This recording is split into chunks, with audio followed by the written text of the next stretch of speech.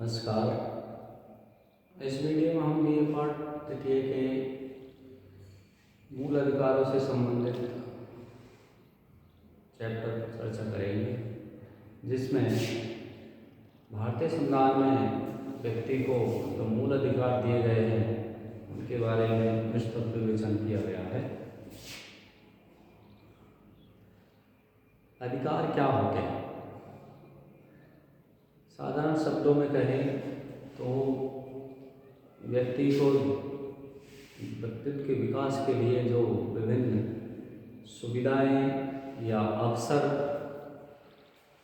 जिनकी उपलब्धि राज्य की तरफ से की जाती है, तो उनकी सहायता से व्यक्ति अपने व्यक्तित्व का सर्वोच्च विकास कर सकता है। ऐसी सुविधाएं, ऐसे अवसर, ऐसे कानून व्यक्ति को अधिकार स्वरूप मिलते हैं। लास्की के शब्दों में हम कह सकते हैं कि अधिकार सामाजिक जीवन की वे दशाएं हैं जिनके बिना किसी मनुष्य का पूर्ण विकास असंभव है। सामान्यतः अधिकार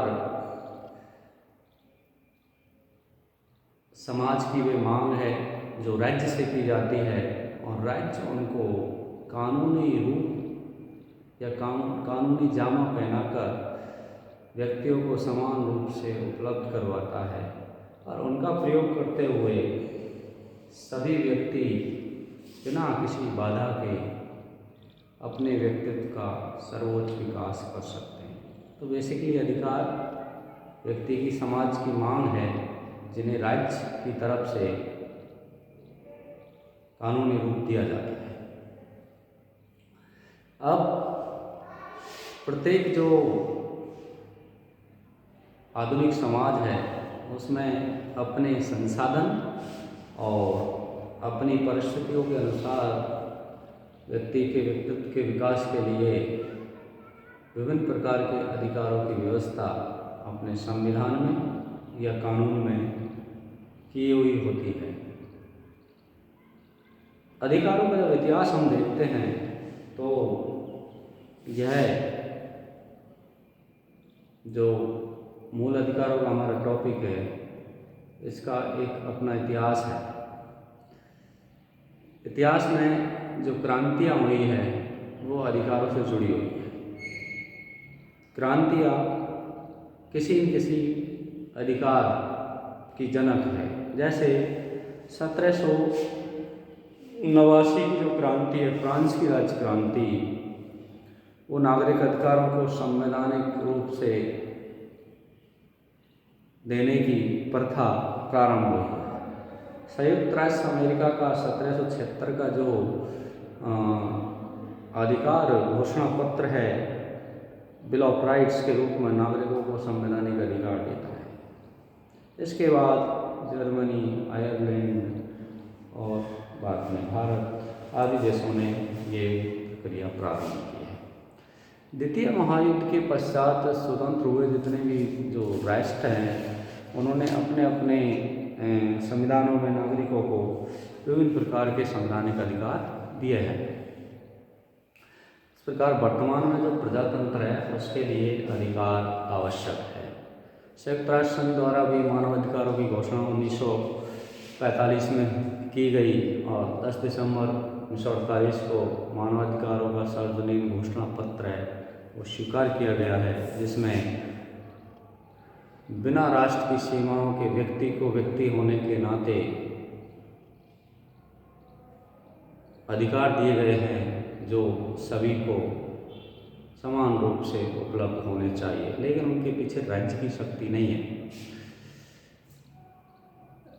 हालांकि संयुक्त राष्ट्र संघ के द्वारा जो घोषित सार्वभौम घोषणा अधिकार पत्र है उसके पीछे विश्व जनमत या अंतर्राष्ट्रीय जनमत की शक्ति ज़्यादा है। लेकिन बात आती है कि मूल अधिकार एक कानूनी दर्जा रखते हैं जो संवैधानिक दर्जा भी होता है। जब मूल अधिकारों की परिभाषा करते हैं तो इस प्रकार से की जाती है कि किसी भी देश के नागरिकों को अपने संविधान के द्वारा जो अधिकार प्रदान किए जाते हैं वही मूल अधिकार कहलाते हैं और उनके उल्लंघन पर न्यायालय उनकी व्याख्या और उनके अनुसार न्यायिक निर्णय देते हैं। यानी मूल अधिकार न्याय योग्य होते हैं, वाद योग्य होते हैं कि उनके उल्लंघन पर न्यायालय व्यक्ति को उन्हें उपलब्ध करवाने के लिए प्रतिबद्ध होता है, कटिबद्ध होता है। मौलिक संविधान में जितने भी मूल अधिकार हैं वो स्वतंत्रताएं हैं, वो मौलिक हैं और अनिवार्य हैं और न्यायालय द्वारा सुरक्षित है, जो कि राज्य, समाज और व्यक्ति और संस्थानों की जो गतिविधियां हैं उनकी मनमानी पर रोक लगाने का काम करते हैं। संक्षेप में हम कहें कि मौलिक अधिकार ये संविधान के द्वारा प्रदान किए जाते हैं। संविधान संशोधन के अतिरिक्त उनमें किसी प्रकार का परिवर्तन नहीं किया जा सकता। राज्य के द्वारा भी इनका अतिक्रमण नहीं किया जा सकता।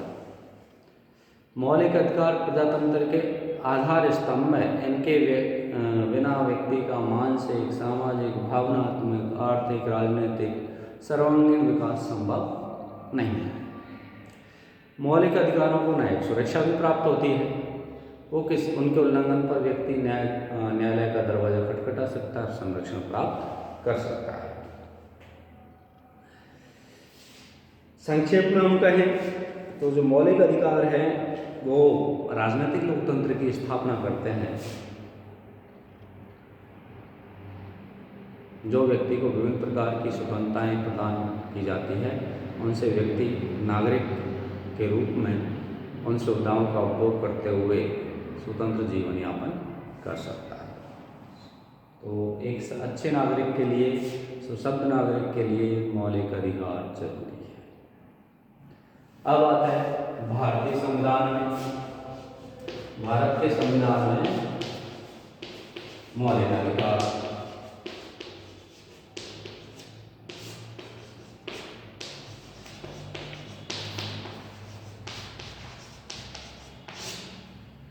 ये भाग 3 में दिए गए हैं। भाग 3 में जो अनुच्छेद है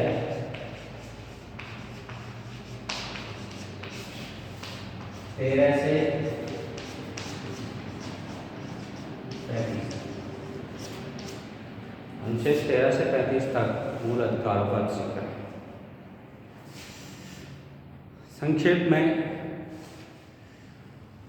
संविधान के जो प्रारंभ है उसमें जो भाग 3 है उसमें 7 मूल अधिकार है और वर्तमान में 6 है, क्योंकि 44वें संविधान संशोधन 1979 के द्वारा जो संपत्ति का जो मूल अधिकार है उसको मूल अधिकारों की श्रेणी से निकालकर कानूनी अधिकार तक सीमित कर दिया गया।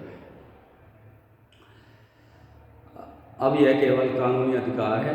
वर्तमान में भारतीय संविधान में व्यक्तियों को 6 मूल अधिकार प्राप्त हैं, जिनका हम क्रम से विवरण दे सकते हैं। पहला है समानता का अधिकार। समानता का जो अधिकार है वो अनुच्छेद 14 में दिया गया है, 15 में, 16, 17 और 18 ये समानता के अधिकार से संबंधित है। अनुच्छेद 15 में कानून के समक्ष समानता का अधिकार है।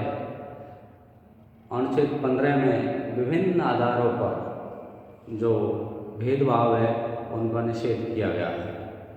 अनुच्छेद 16 में जो राज्य के अंतर्गत नौकरियां हैं उनमें समान अवसर की समानता दी गई है। आरक्षण का प्रावधान इसी से संबंधित है। और 17 में अस्पृश्यता या छुआछूत का निषेध किया गया है और 18 में उपाधियों का अंत। इस प्रकार से समानता के अधिकार 14 से लेकर 18वें अनुच्छेद में जो समानता है उसका मूल अधिकार का वर्णन है। फिर दूसरी श्रेणी है स्वतंत्रता का अधिकार। अनुच्छेद 19 में विचार अभिव्यक्ति की स्वतंत्रता, 20 में शांतिपूर्ण सम्मेलन, ये 19 में शांतिपूर्ण जो सम्मेलन है उसकी स्वतंत्रता। फिर देश में अबाध रूप से विचरण करने की स्वतंत्रता, कारोबार करने की स्वतंत्रता, ये विभिन्न प्रकार की स्वतंत्रताएं हैं जो अनुच्छेद 19 में है। साथ ही अनुच्छेद 20 में है अपराधों के लिए दोष सिद्धि के संबंध में स्वतंत्रता, और 21 में प्राण व दैहिक स्वतंत्रता, और 22 में निवारक निरोध या गिरफ्तारी व निरोध के संबंध में जो व्यक्ति के अधिकार है उनके बारे में वर्णन किया गया है। फिर शोषण के विरुद्ध अधिकार है। 23 में जबरदस्ती से आप किसी से काम नहीं करवा सकते, उसमें आयु सीमा का भी जिक्र है। बाल श्रम निषेध अनुच्छेद 24 में है। इस प्रकार से शोषण के विरुद्ध अधिकार में 2 अधिकार है, 2 अनुच्छेद है, इसी प्रकार से अनुच्छेद 25 से और 28 तक धार्मिक स्वतंत्रता का अधिकार है, जिसमें 25 में अंतःकरण की स्वतंत्रता, 26 में धार्मिक कार्यों के प्रबंध की स्वतंत्रता, 27 में है धर्म की अभिवृद्धि के लिए टैक्सेशन यानी कराधान में छूट, और 28 में शिक्षण संस्थाओं में धार्मिक शिक्षा की मनाही आती है। संस्कृति और शिक्षा संबंधी अधिकार अनुच्छेद 19 में है। अल्पसंख्यकों के लिए संरक्षण के विभिन्न प्रावधान किए गए हैं, और अल्पसंख्यकों के लिए ये अनुच्छेद 29 में है, और अनुच्छेद 30 में है वो अल्पसंख्यकों को जो शिक्षा संस्थाएं हैं उनकी स्थापना का अधिकार दिया गया है। फिर आता है संवैधानिक उपचारों का अधिकार जो 32 में है और 35 तक इनका वर्णन है, जिसमें विभिन्न प्रकार की रिटें जो अधिकारों को उल्लंघन की स्थिति में न्यायालय विभिन्न रिटों के माध्यम से किस प्रकार से संरक्षण देता है इसका वर्णन है। इन अधिकारों के जो सामान्य जो विवरण है उसका विस्तृत विवेचन हम अगले वीडियो में करेंगे, लेकिन ये भारतीय संविधान में दिए गए जो 6 मूल अधिकार है उनकी रूपरेखा है। 6 मूल अधिकारों में जो शिक्षा का अधिकार है वो 21A में जोड़कर नया मूल अधिकार 44 में जो 6 से 14 वर्ष के बच्चों के लिए है अनिवार्य शिक्षा का जो अधिकार है वो दिया गया है। अब हम 2 अनुच्छेदों का वर्णन करेंगे जिनका जिक्र या जिनके बारे में कम जानकारी हमें मिलती है या मूल रूप से संविधान में उनमें क्या लिखा हुआ है। वो है अनुच्छेद 13 में राज्य की परिभाषा दी गई है कि राज्य से क्या मतलब है। राज्य का मतलब अनुच्छेद 13 में ये अनुच्छेद 12 में ये दिया गया है कि केंद्र सरकार और संसद और प्रत्येक राज्य की सरकार और प्रत्येक राज्य का विधानमंडल और भारत के राज्य क्षेत्र के भीतर या बाहर भारत सरकार के नियंत्रण के अधीन सभी स्थानीय और अन्य प्राधिकारी राज्य की परिभाषा में आते हैं। कुछ स्वायत्तशासी संस्थान हैं वो राज्य की परिभाषा में नहीं आती हैं, निगम वगैरह, लेकिन कुछ रूप में हो सकते हैं, सभी रूपों में स्वतंत्र नहीं है। फिर है अनुच्छेद 13, इसमें है मूल अधिकारों से असंगत या उनका अल्पीकरण करने वाली विधियाँ या उनको कम करने वाली विधियाँ। अनुच्छेद 13(1) में कहा गया है कि इस संविधान के प्रारंभ से ठीक पहले प्रचलित जो विधियाँ हैं वो उस मात्रा तक या उस सीमा तक प्रवर्त नहीं रहेंगी या लागू नहीं रहेंगी जो भाग 3 से असंगत है या विरोध में है। दूसरा 13(2) में लिखा हुआ है, राज्य ऐसी कोई विधि नहीं बनाएगा जो इस भाग के द्वारा दिए गए अधिकारों को छीनती है या कम करती है, और इस खंड के उल्लंघन में बनाई गई कोई भी विधि उस सीमा तक या उस मात्रा तक अवैध होगी या शून्य होगी जहाँ तक इससे वो असंगत है। इसी प्रकार से अनुच्छेद जो 13(3) है उसमें विधि की परिभाषा, उसमें विधि के अंतर्गत राज्य के द्वारा कोई अध्यादेश, आदेश, उपविधि, नियम, विनियम, अधिसूचना, रूढ़ि या प्रथा, ये सब विधि की परिभाषा में आएंगे। महत्वपूर्ण बात है 13(4) में कि अनुच्छेद 368 के तहत किए गए संविधान संशोधन इस अनुच्छेद के अधीन जो कानून है या विधि की परिभाषा है वो किसी संविधान संशोधन पर ये परिभाषा लागू नहीं होगी, या दूसरे शब्दों में कह सकते हैं इस अनुच्छेद की कोई बात अनुच्छेद 368 के अधीन किए गए इस संविधान के किसी संशोधन पर लागू नहीं हो। इस प्रकार से हम देखते हैं कि भारत के संविधान में जो मूल अधिकार है उनकी व्यवस्था नागरिकों के लिए विस्तृत रूप से की गई है, और भाग 3 में जो अधिकार दिए गए हैं वो बाध्य योग है, यानी उनके उल्लंघन पर आप न्यायालय जा सकते हैं। साथ ही वो राजनीतिक लोकतंत्र की स्थापना करते हैं।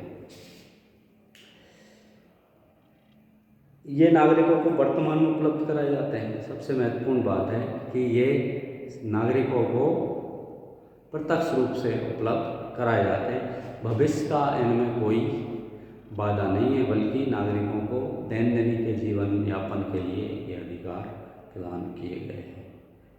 इस वीडियो में इतना ही। धन्यवाद।